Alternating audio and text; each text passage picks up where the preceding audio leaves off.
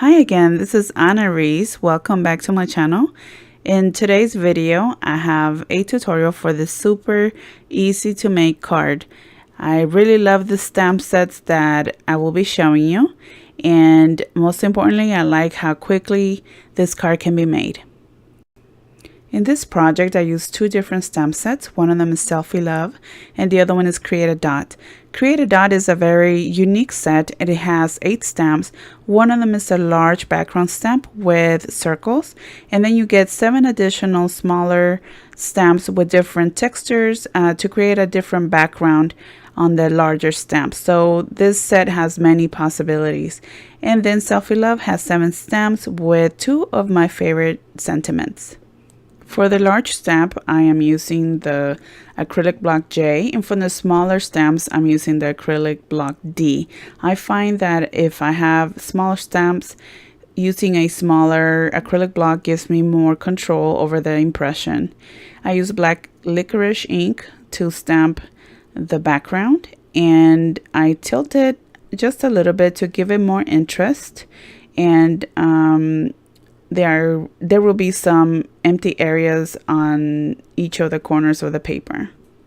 I use a variety of ink colors for the dots in the background, and that's one of the fun aspects of this stamp set, that it gives you the freedom to create any background that you need, and the colors make such a huge difference. For example, if you use different shades of red and pink, then that will be perfect for a Valentine's Day card. And you can use oranges and blacks for Halloween, reds, greens for Christmas, etc. So there are many different possibilities with the stamp set.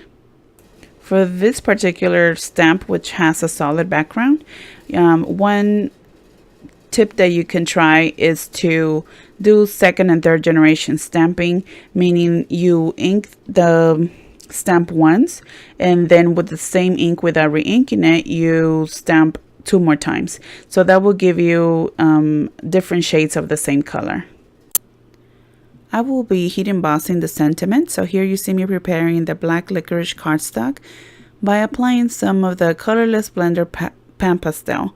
By doing this, I am reducing the static, allowing the embossing powder to stick only to the stamped image. And to stamp the image, I use clear pigment ink, and I make sure that it's well covered. You might notice that the cardstock looks a little bit gray or cloudy. No problem. I will show you here in a few minutes how easily you can remove it with a white eraser. Then I use the heat tool to melt the embossing powder. And I wait maybe about a minute or so just to make sure that it's set. And then I can erase around the image. And as you can see, it's very easy to remove, and you have a perfectly stamped sentiment.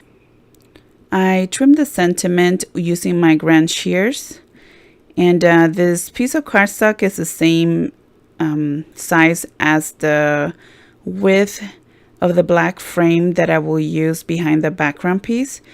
If by chance your sentiment is a little bit longer, no problem.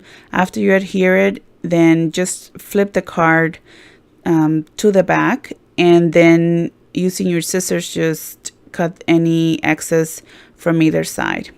I use small foam squares to adhere the sentiment, and I place it towards the bottom half of the card.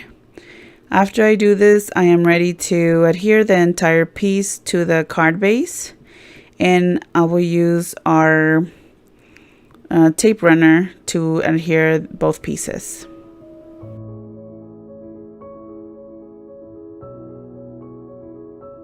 And the last step is to add a little bit of journey glaze to some of the circles that are empty. I thought this would give it a fun texture, and I love our journey glaze, so if you have seen my previous videos, you will know that I find a way to use it. I just love it so much. I love how quickly it is to add as an embellishment, and it makes such a big difference on your card. And this concludes the tutorial for this card. I hope you enjoyed it and that you give it a try.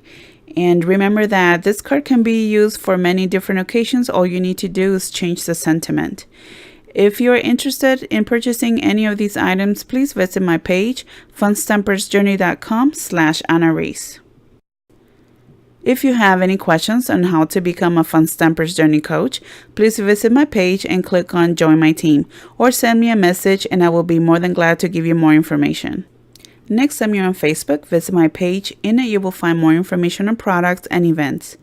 If you like this video, please give it a thumbs up and don't forget to subscribe to my channel. As always, thank you so much for watching. If you have any questions, please leave a comment below or email me to the address above. Take care of yourselves, and I hope to see you next time.